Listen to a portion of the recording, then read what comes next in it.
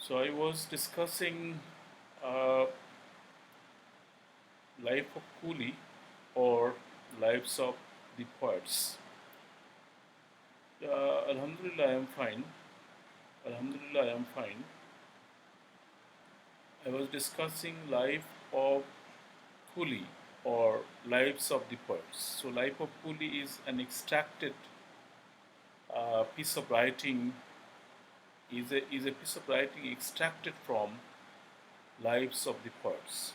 So lives of the poets is a huge writing. I was discussing uh, in my last class. So today we will be sharing views regarding lives of the poets as well as life of Cooley in particular. Cooley in particular. Okay, and you need to know about lives of the poets in the sense you need to know about the background of lives of the poets in the sense that life of Cooley is extracted from or life of Cooley has been included in your syllabus from that great uh, book of Samuel Johnson, large edition of Samuel Johnson, you should rather say. Okay, so ignore we should not ignore the importance of lives of the poets. Okay, we should never ignore. We can never ignore the importance of lives of the poets. That's why you know that lives of the poets is uh, is important or is significant to discuss or to discuss life of Cooley automatically the idea of the lives of the poets comes to our mind. Okay, and without lives of the poets it cannot be imagined. It cannot be, I mean, life of Cooley cannot be separated from lives of the poets. Okay, it is an inseparable. I mean, life of Cooley has got an inseparable relationship with the perspectives of lives of the poets. Okay, perspectives of the lives of the poets. Okay, you just look. So we are going to discuss it.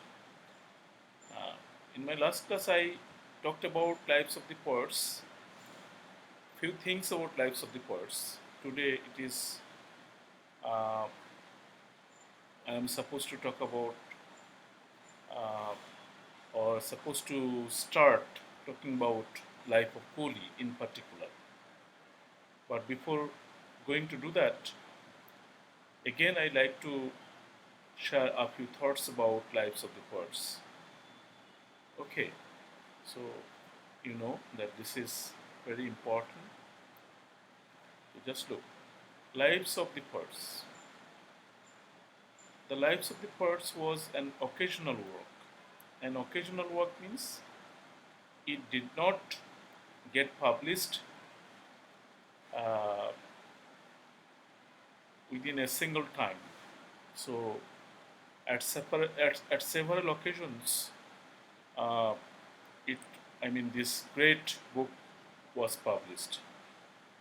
Okay, it was so large that it has got some parts or some additional parts. You see, you understand? I mean, a few books or a few chapters or a few actually volumes, not books or chapters, a few volumes together was published uh,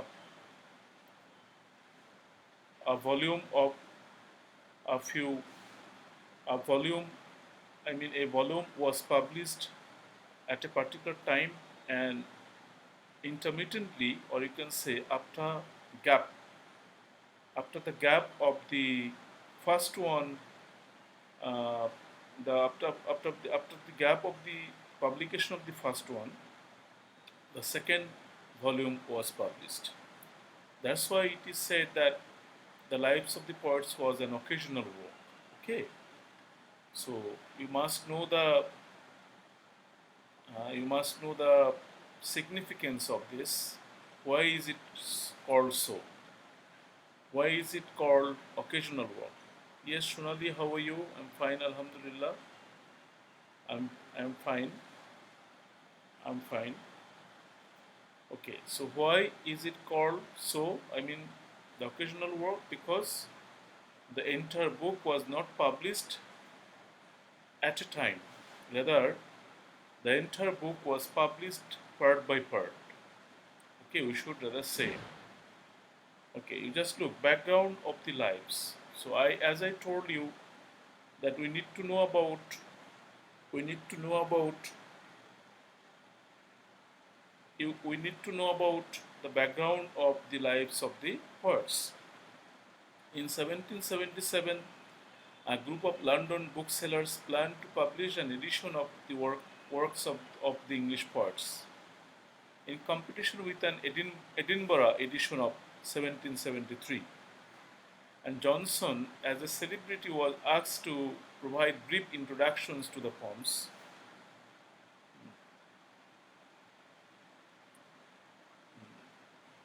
Introduction to the poems. I'm engaged to write little lives and little prefaces to a little edition of the English poets, he wrote to Boswell, and noted in author's advertisement that my purpose was only to have allotted to every poet an advertisement, like those which we find in the French miscellanies, containing a few dates and general character. So this is from Johnson himself. You just look. And here the background or the perspectives of the publication of the lives of the poets is is mentioned through this slide. In 1777, a group of London booksellers planned to publish an edition of the works of the English poets. Okay, why the lives of the poets? Uh, what was the factor behind the publication, or behind the, you can say, coming out behind the coming out of this? Raja bint Boshi, alaikum salam, thank you very much. Behind the publication, we should rather say, okay, of this huge writing. And perhaps previously you came to know about uh, the significance or the perspectives of preface to Shakespeare and the edition of Shakespearean plays. So you know, you come to know here, or you can know here. Yes, Drishti, walaikum salam. How are you? You know here that this is also a similar kind of work, a gigantic task, like it was the edition of the plays of Shakespeare, right? So it is again a gigantic task, and from this we can know that uh, what Johnson did was actually a gigantic work, gigantic task, right? So what he started doing, every time what he started doing was gigantic, was really, really gigantic. Yes, Jyoti, walaikum salam. Thank you very much for joining. Jyoti, walaikum salam. Thank you very much for joining. Okay. In 1777, a group of London booksellers planned to publish an edition of the works of the English poets in competition with an Edinburgh edition of 1773. And Johnson, as a celebrity, was asked to provide brief introductions to the poems. So you just read here. In 1777, a group of London booksellers planned to publish an edition of the works. Okay, so uh, they they I mean the booksellers plan to publish an edition of the booksellers, or you can say the publishers in the other way, in another way, of the works of the English poets. So they wanted to publish the edition of the works of the English poets. in comparison with an Edinburgh edition of 1773. Edinburgh is situated in Scotland, you know. So two cities here. The competition between the publishers of the two cities. One is London and another is Edinburgh. And Edinburgh is famous for, that the literary development on, or I mean, the culture of literature, the literary culture. And Johnson, as a celebrity, was asked to provide brief introductions to the poems. Okay, so again, like that of, that the edition of the plays of Shakespeare, here again, Johnson was asked to provide a brief introduction to the poems. And in answer to that, wrote, Ford Johnson wrote, he wrote to Boswell. Boswell was Johnson's friend, Boswell was Johnson's friend, and Boswell is another biographer. We come to know about Abraham Cooley and many other poets from the writings of Samuel Johnson. Okay, again, or at the same time, we come to know about Johnson from the writing of Boswell. Okay, so we can discover other poets, other great English poets in the writing of Samuel Johnson. Similarly, in the same way, we can discover Johnson or biography of Johnson in the writing of Boswell. And so you know that here Samuel Johnson writes to Boswell. What he wrote to Boswell. I'm engaged to write little lives and little prefaces to a little edition of the English poet. The wonderful saying, wonderful writing. You just look. I'm engaged to write little lives and little prefaces to a little edition of the English poets. Little lives, little prefaces to a little edition of the English poets.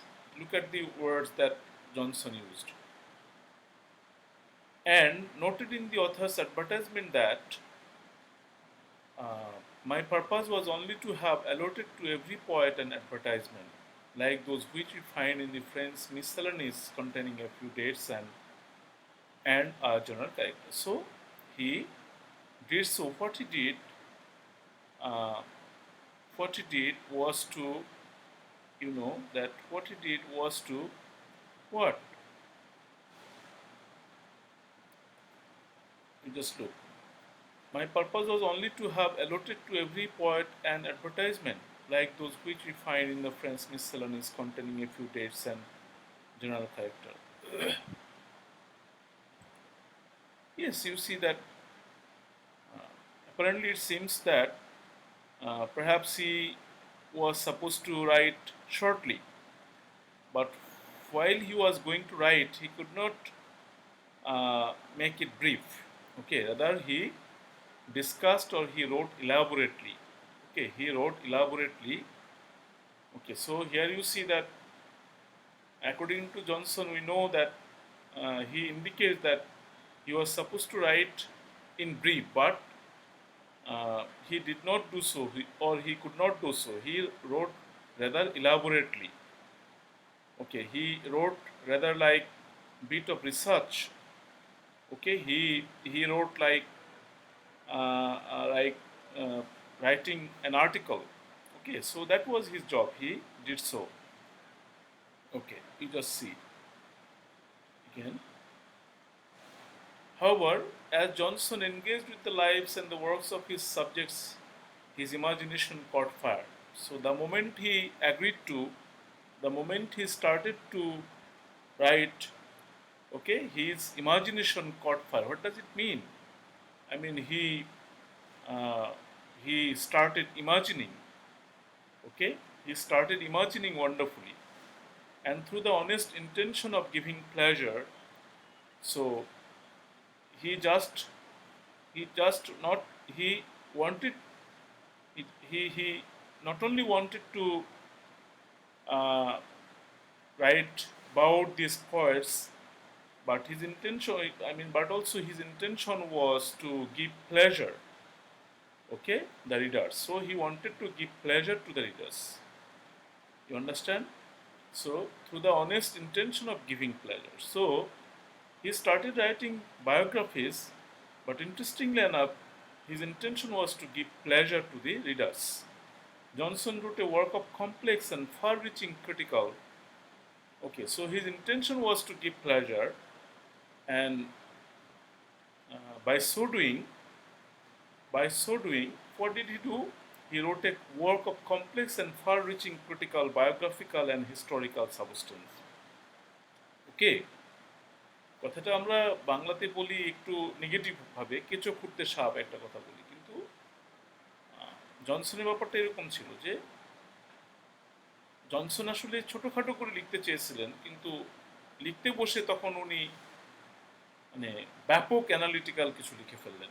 নিছক শুধু biography না, নিছক অন্যজনকে রিডার্সদেরকে আনন্দ দানের জন্যই না, দেখা গেল যে এটা লেখার মাধ্যমে এক ধরনের একটা বিশ্লেষণাত্মক কিছুটা লিখে ফেললো, এবং সেটা হয়ে গেল কি কমপ্লেক্স অ্যান্ড ফার রিচিং, খুবই জটিল এবং সুদূর প্রসারী, ক্রিটিক্যাল, এবং সেটা কেমন critical, biographical and historical substance.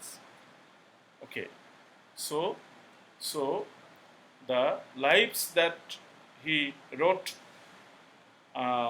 in his the lives of the poets that he wrote was a complex, far-reaching, critical, and biographical and historical, or the context was critical, biographical, and historical substance. This was prefaces, biographical, and critical to the works of English poets. Okay, you just look. So what did he do?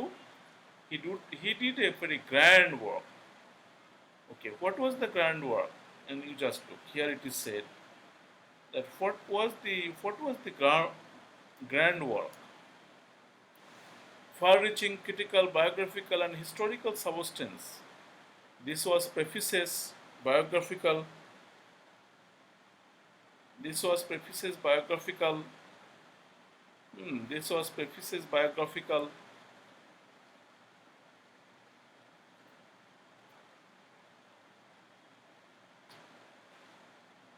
One after another, messages are sent to me from different places. My niece and also my friend, they are sending messages. So they don't know that I am in a class. They don't know it, you know. That's why the problem is, okay, it is the problem. The problem is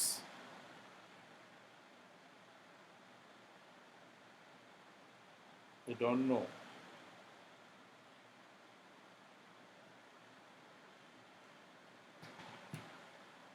Okay, you just see that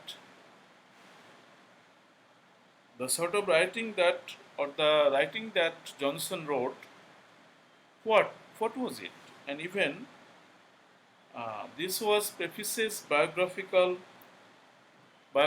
and historical substance. This was prefaces, biographical, critical to the works of the English poets. This was the name, published as the first 10 volumes of the 60-volume edition of the English poets. You just look. The volume was 60 volumes. Can you imagine? So 60 volume works was done by Samuel Johnson. What a great work it was. Okay, what a great work it was. You just look. You cannot imagine. Nobody can imagine. Okay, nobody can imagine. Who will imagine that? Okay, Afrin, walaikum salam. Thank you very much for joining. Thank you very much for joining. Okay, so I told you that this was an occasional work. Occasional work means that first 10 volumes out of 60-volume edition of the English poets was published. So step by step, the volumes are published step by step. Okay, so first 10 volumes are published together. That's why it is known to be occasional work. Okay, then come to the next slide. Johnson's intelligence is informed by two interlinked paradigms that govern both specific judgments and the larger structure of the lives of the poets.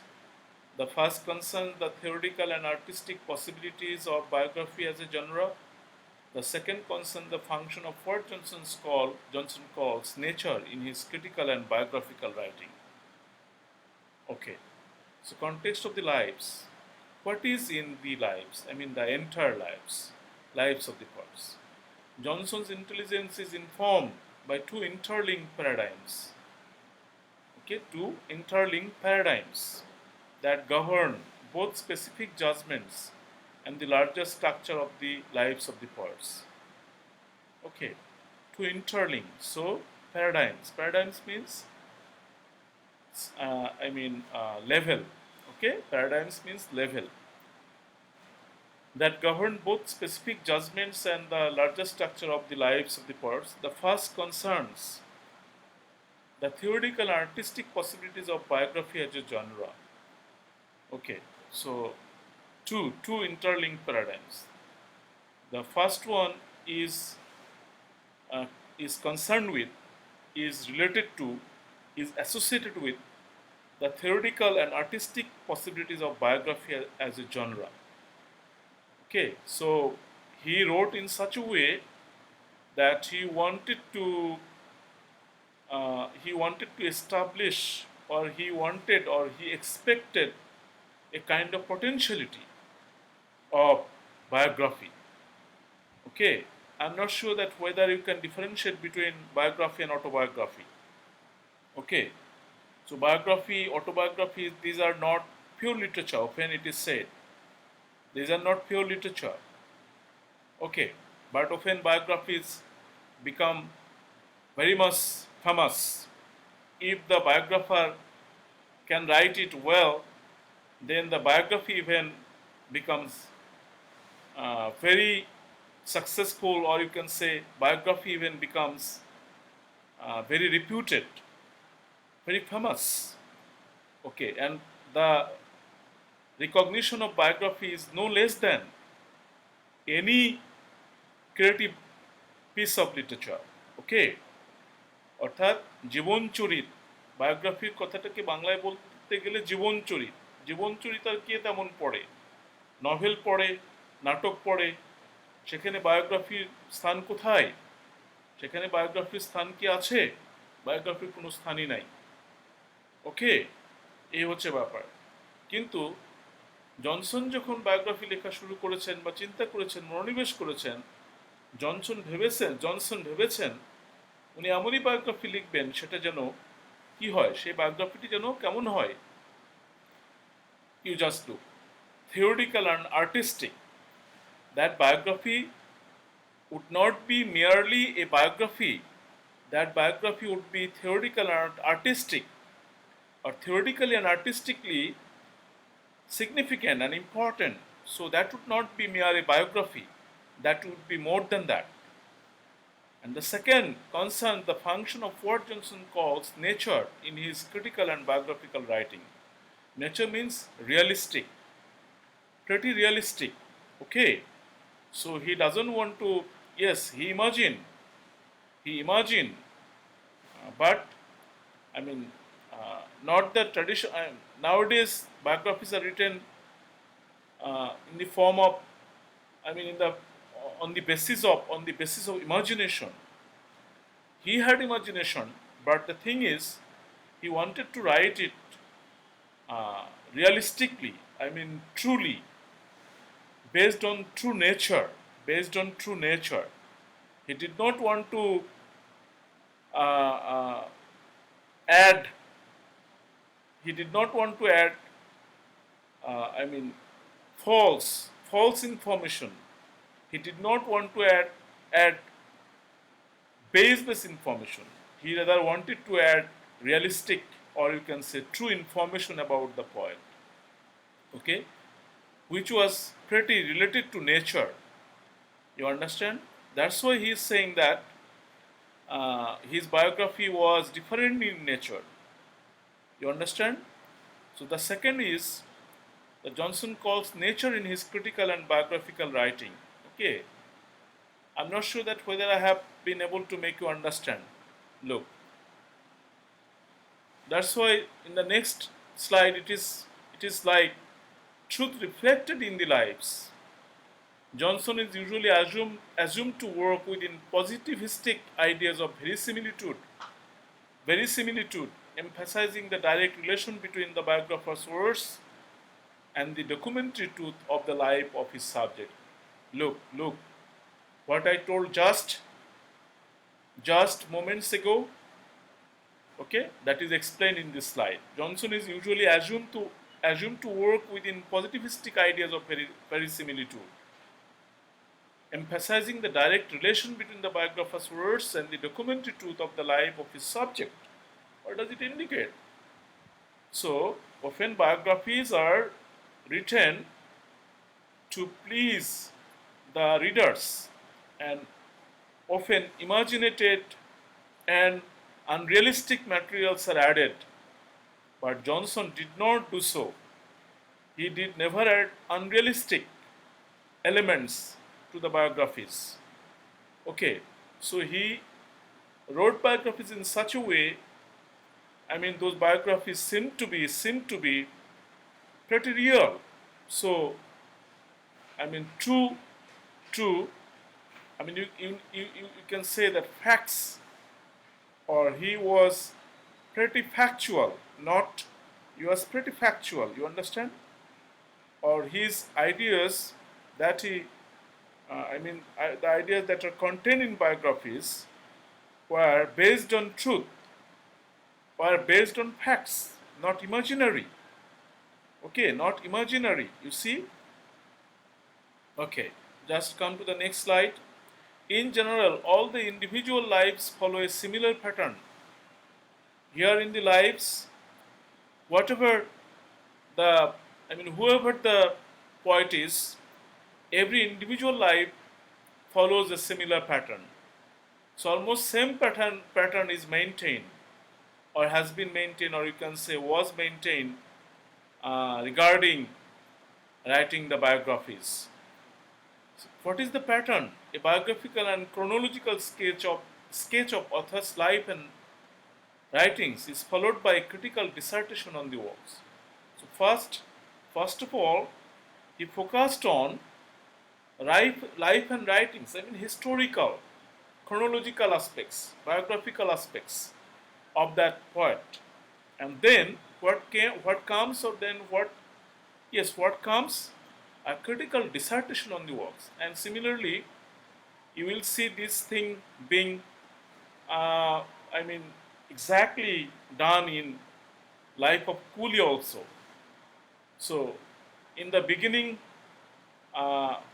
paragraphs, you will come across biographical and chronological sketches of Abraham Cooley, and after that, you will get dissertation, or you can say critical, investigation or critical analysis of his writings. Abraham Cooley's writings. Okay.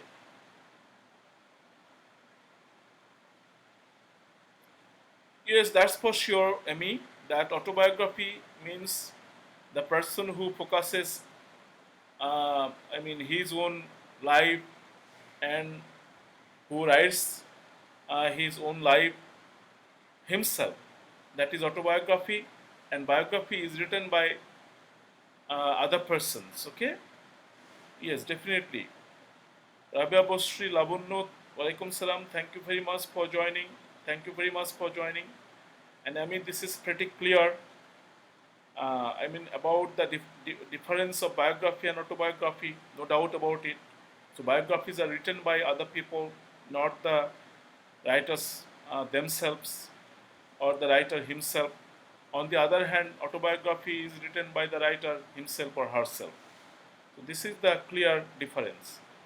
So what did Samuel Johnson do? Samuel Johnson wrote biographies. Okay, and even Johnson's biography was written by Boswell, James Boswell, who was the friend of Samuel Johnson. You understand? Okay. Johnson wrote biographies of other poets or other people.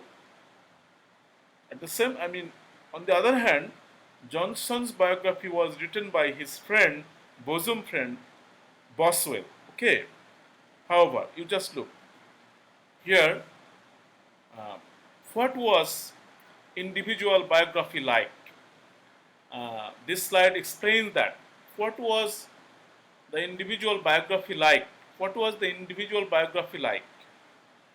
Okay, all the individual lives follow a similar pattern. A biographical and chronological sketch of the author's life and writings is followed by a critical dissertation on the works. Okay,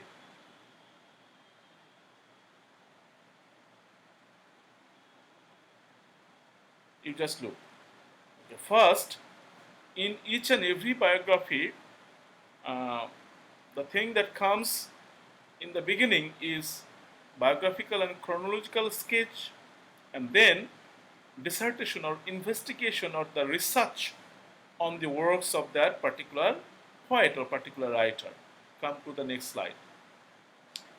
However, the larger lives of Cooley, Milton, Dryden, Pope, and Addison split the difference between biography and work with an intermediate section on the author's intellectual or poetic character that addresses his specific intellectual behavior. But there is some, uh, I mean, there is some difference. Okay, so while writing about larger lives like Cooley, Milton, Dryden, Pope, and Edison, okay, split the difference between biography and work. Okay, with an intermediate section. So here, here, the difference between biography and work occurs due to an intermediate section. Okay, so in the biography and work, uh, the difference occurs due to the introduction, or you can say due to the implementation of an intermediate section. And what is that? That is the author's intellectual or poetic character. Okay, that addresses his specific intellectual behavior. You understand? We know that how is the step? The step is biography, then the chronology of the work, and then comes the analysis, or you can say dissertation, or you can say research. But regarding the larger lives of Cooley, Milton, Dryden, Pope, and Edison, Johnson went a bit different. Adopted a bit different way. Okay, what is that difference? In between biography and work, there is another section which is known to be intermediate section, and in that section, there is author's intellectual or poetic character. Okay, so in that section, it is author's intellectual and poetic character that addresses his specific intellectual behavior, which talks of talks about the poet's specific intellectual behavior, okay, or something like that, you know. Okay, just come to so far I was talking about Cooley or Abraham Cooley, but we did not have a look at the person who was Abraham Cooley like. So just have a look. This is the portrait. This is not the picture. You know, this is just a portrait. Okay, so this portrait seems to be clear, and that's why I downloaded this portrait. And you know that Google Images, from the Google Images, this portrait has been collected. You know, so this is Abraham Cooley, the poet. Okay, and the person of your text, Life of Cooley. Just have a look at the short biography of, uh, uh, I mean, of this person, Abraham Cooley. He was an English poet born in the city of London, late in 1618. He was one of the leading English poets of the 17th century. And in my last class, I told that interestingly enough, I did never come to know about this poet in my academic life in university, academic days in university. It is a kind of, I should rather say that it is astonishing that I never ever heard this poet, name of this poet, who is similarly great. Who is similarly uh, great as Milton or Donne or some other poets, okay, of English literature. And here you see, you just look the attribute that is, used to describe him. He was one of the leading English poets of the 17th century. Okay, one of the leading English poets of the 17th century. And you know that 17th century is the century which is often uh, described as the century of the rise of the metaphysical poets. Okay, 17th century is described as the century of the rise of the metaphysical poets. Okay, how many books or how many writings this great poet had? Okay, uh, you know that 14 in between 1668 to 1721. Okay, his works got published. Okay, 14, 14 printings. You see that it's not simple, it's huge. So he was so important, and that's why he got published so many times. You understand?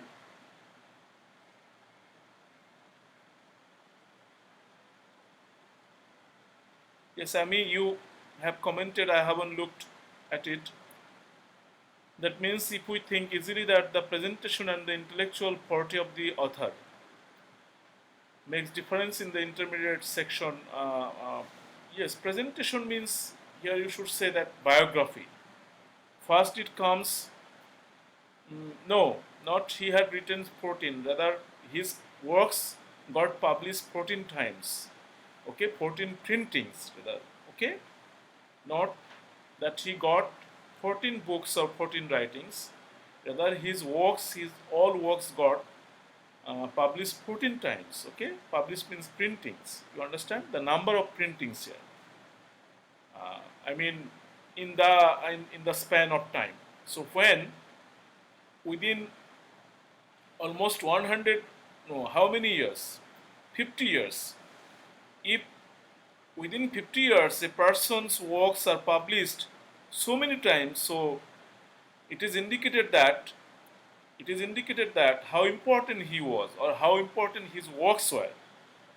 Okay, if it is within the duration or you can say the span of time, a writer's works are published 14 times, so it is not an easy thing, it is a huge thing. Okay, yes, thank you, Amy, for participating. Okay, you just come. The Life of Cooley was the first to be written in 1777 and it stood first in the prefaces 1779. You just know that Life of Cooley, the biography of Abraham Cooley, which is known to be the Life of Cooley, it was first written in 1777 and then it came with an edited form in the prefaces in 1779 and it was the first biography in the book. So, chronologically, if you just consider the order, look at the order, then he was given the priority.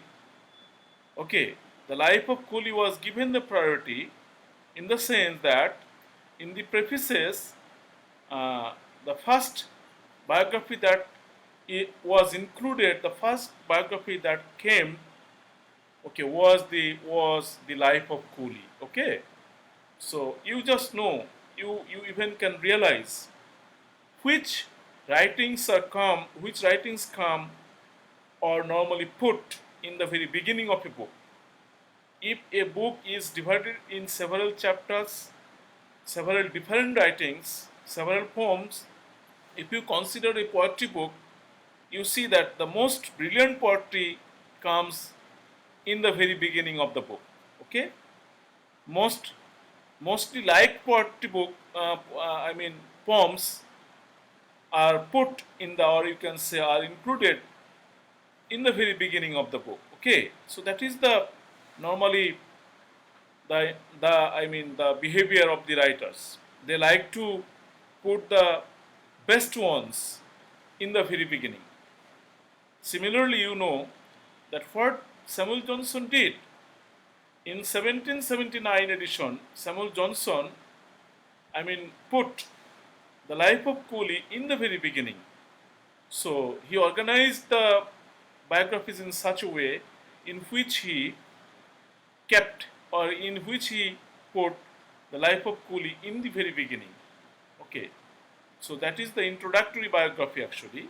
So with the life of Cooley, the edition of 1779 was published. Okay, according to Boswell, Johnson considered this to be the best of the lives. You just do, which I already explained. According to Boswell, you know that Boswell is the friend of Samuel Johnson. And Samuel Johnson, about the life of Samuel Johnson, Boswell wrote another biography, you know. And that's why here we can know about Boswell's idea. Johnson considered this to be the best of the lives. I mean, the biographies that Samuel Johnson wrote, among those biographies, even Samuel Johnson thought that the biography of Cooley or the life of Cooley was the best. So this is the consideration of Samuel Johnson himself. On which ground? Why did he call so? Why did he call the life of Cooley the best one?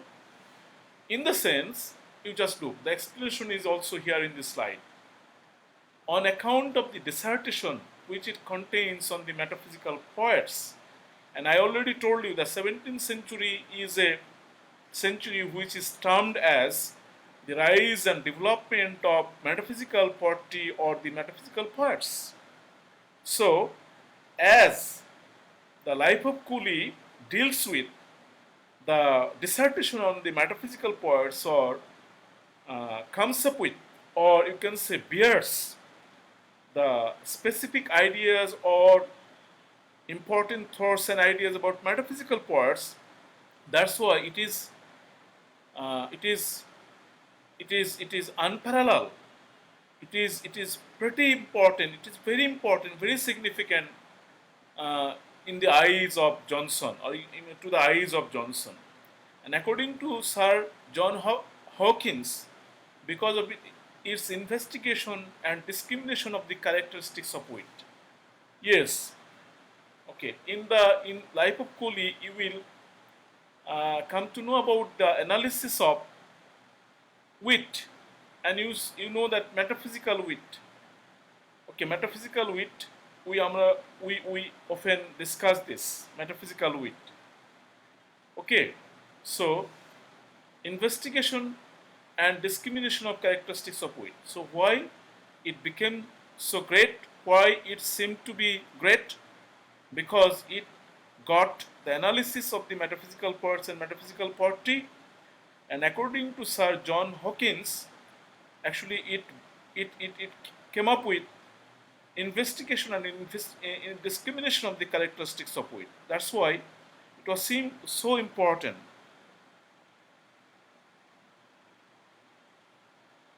Yes, I already told. Actually, I am discussing right now. You see, I mean that this is different. The biography of Cooley is different from other biographies of other poets. It's more important to Johnson from the context or from this context that it it has got. I mean, the biography of Cooley has got, I mean, analysis of metaphysical poets and metaphysical poetry, and the differentiation Okay, I mean discrimination of the characteristics of wit. Okay, here it is very clearly mentioned or pointed out. I mean in this slide, and because of having all these things, the life of Cooley has become great or very important or very significant to Samuel Johnson. Okay, which is different from other biographies of the poets. Okay. Again, some other, additional ideas have been contained in here, in this slide, the next slide. The function of the famous section on the metaphysical poets is complex. It consists of just 14 paragraphs in a text that totals 200. You just see that in Cooley's, in the biography of Cooley, in the life of Cooley, okay, I mean, the metaphysical poets, about the metaphysical poets and the complex ideas of the metaphysical poets are expressed in 14 paragraphs. Okay, I mean here 200, almost 200 lines perhaps, okay, 200 lines. It is preceded by a chronological sketch of Cooley's life. We are going to read the chronological sketch of Cooley's life. We are going to focus on Cooley's life in my next class, no doubt about it. And what we are discussing or we have discussed so far, you can come to know about all these things when we'll be discussing Johnson's biography of Cooley, and followed by two sections of detailed commentary and quotation. Okay, so you know that 14 paragraphs about metaphysical poetry, and then there are two sections. Okay, and the sections have got commentary and quotation. The first offering specific examples from Donne and Cooley to exemplify Johnson's remarks. Okay, so here in the first section, Samuel Johnson has put the comparison of the works of Cooley and Donne.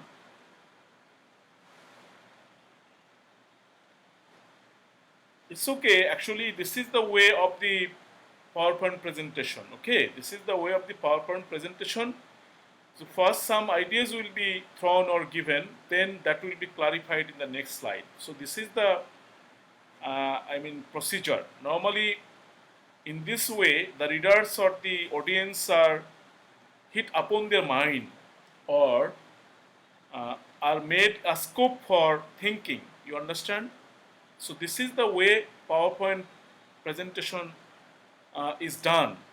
So first some ideas will be given and then that will be clarified in the next slide, because there will be a scope, or a scope will be given for the learners or the readers or the audience to think over. Okay, that's why it is so. Okay, it is preceded by chronological sketch of Cooley's life. Preceded by means what? Before that, chronological sketch comes, and followed by two sections of detailed commentary and quotation, the first offering specific examples from Donne and Cooley to exemplify Johnson's remarks. The second concentrating on Cooley's main poems from the Miscellanies and Davies. You just look, very clearly stated over here. Come to the next. The central section on the metaphysical poets represents Johnson's statement about Cooley's poetic character. The life of Cooley, how it is designed, how it is written. Okay, there is a central section. So the beginning section is the section which talks about the chronological sketch of the life of Cooley. Okay, and the central section or the important section is, section on the metaphysical poets represents, which is about metaphysical poets and Johnson's statement about Cooley's poetic character. And there in the central section in which Johnson talks about metaphysical poets, he also talks about Cooley's poetic character. And as with other lives, this section addresses important critical and historical issues, which